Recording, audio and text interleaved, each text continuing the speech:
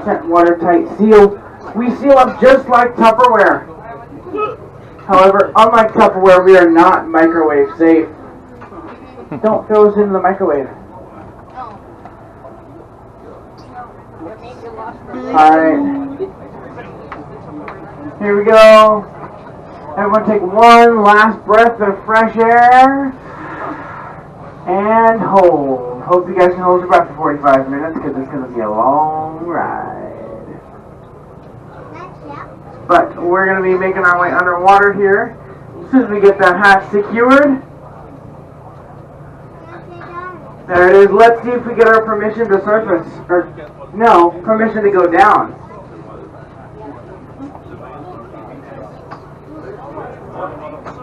Control, that's report. See, my hatches are shut. Life support is under 20 pounds. It's set. 200 pounds requesting permission to open vents. 27 after the hour. Opening vents now. Dive, dive, dive. Alrighty, guys, you heard it. That's right. It is time to dive, dive, dive. Meaning we can now open our vents and plummet to the bottom of the ocean. So, what I'm going to have you guys do is reach down between your legs, grab those big silver belt buckles for me. Oh, I'm just kidding, guys. There's no seatbelts on this thing. We're going to be doing a nice, slow, and controlled descent. However, there are a couple things that I do recommend. Firstly, your cell phones. I recommend turning them on to airplane mode. As there is no shell signal down here, believe me, I've looked high and low. Secondly, as we make our way down, feel free to take as many pictures as you'd like. I do recommend turning off the flash, however. As you guys are looking through about 3.5 inches of pressed acrylic. Take a picture with the flash on, you get a beautiful blank white screen. Now, I do want to draw your attention to 2 digital depth gauges.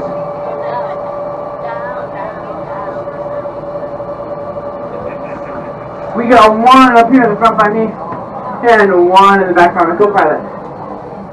Once those hit 21 feet, which they already have, that means we are now completely submerged by over 20 feet. So I'm going to introduce you to who's working with you today, as we have the best submarine crew in history of submarines.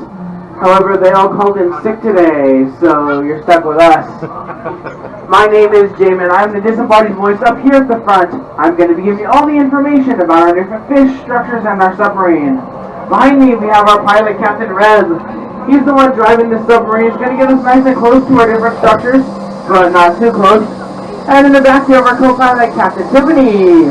She maintains constant communication with our pilot, as our submarine is 101 feet long. It's kind of hard for Captain Rez to see what's going on back there. So Captain Tiffany lets him know how close we are to our different structures. Finally, guys, the last friend I want to introduce you to is right out your window. That's right into the deep blue ocean. And you can see we have made it to the bottom of the ocean.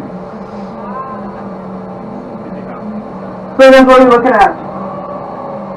That's right, absolutely nothing. However, that's intentional. We are in what we call our drop zone. A nice wide open area we can come down in, so it's not come down onto any of our structures.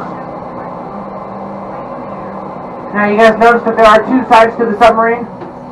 They are the port side and the starboard side. We use those terms instead of left and right because everybody take a look to your left. That's right, that's a person, not a fish. So, where I'm standing right here, you guys are on the starboard side. Everybody on this side, say starboard. Starboard. That means everybody over here, you guys are on the port side. Everybody on this side, say port side. Alright. Starboard. Now, we will be seeing all of our structures on both sides of the submarine today.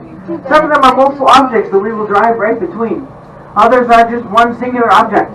In the case of one singular object, we'll make a pass on one side of the submarine, do a spin around, and make a pass on the other side of the submarine. That way everyone gets to see all of our structures today.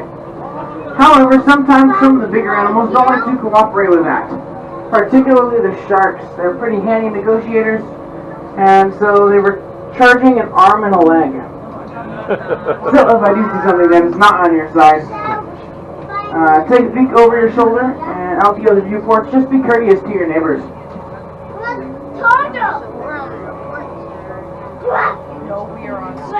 Starboard. Now we will be seeing what we call artificial reefs. The only thing artificial about them, however, is the structure themselves. Everything you see growing on it, everything you see swimming around it, those are in fact real life fish and corals. Artificial just means that it's a man-made structure that was put down here intentionally. Or as I like to say, on purpose.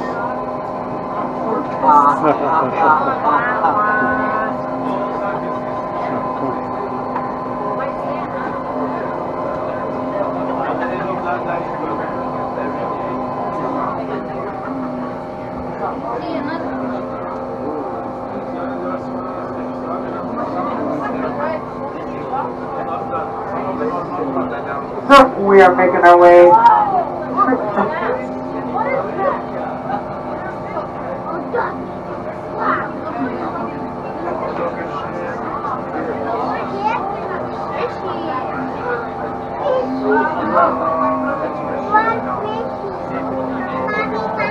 So the question you guys are all asking, what are these things?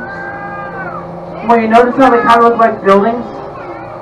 And you notice how they are really, really close together? These are ancient remains. See, these are the ancient remains of Hawaii's very first Hawaiian ABC stores.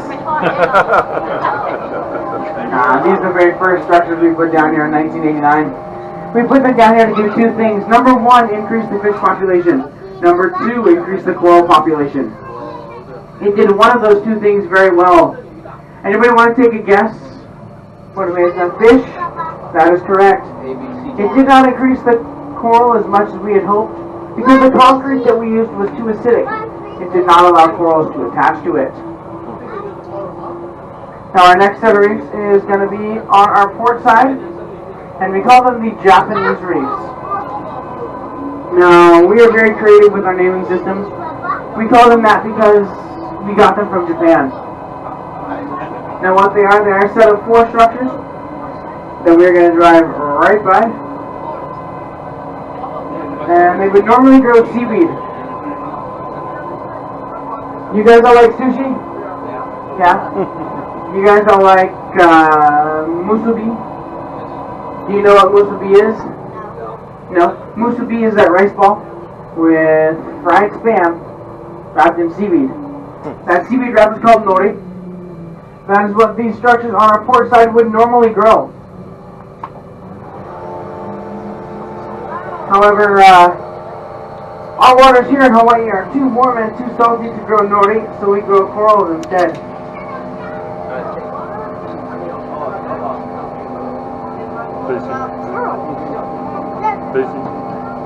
Some of the fish you're seeing down here, black and white striped fish with a little streamer coming off the back of its head.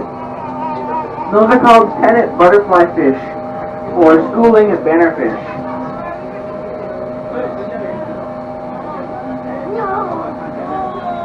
Another black and white fish with black in the middle with white around the edges. Those are called Hawaiian bacillus. Now, those Hawaiian bacillus, they are some of the most aggressive fish for being that small. They're like this big. And they've attacked me before. They've attacked my gloves, they've attacked my fins, they've attacked my legs while I was diving down here. And then there's those little yellow fish with the black dot right at the base of their tail. Those are called millet seed butterfly fish. And they're an example of a native species here in Hawaii. They're actually endemic to the Hawaiian Islands, meaning they're only found out here in our waters.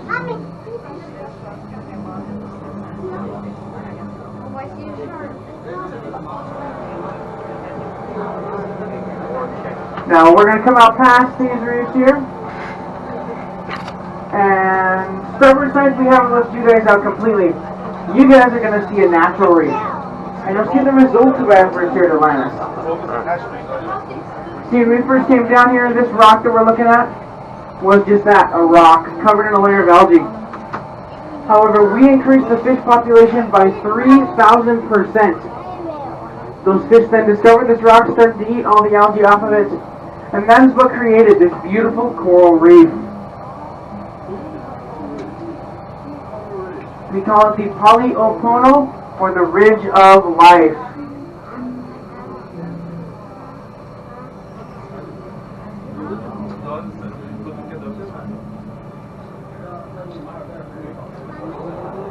Have some of those bigger silverfish. Those are called the giant trevally, or ulua. Always make sure you say the first U in ulua, because if you don't, you'll say toilet, which is just ulua.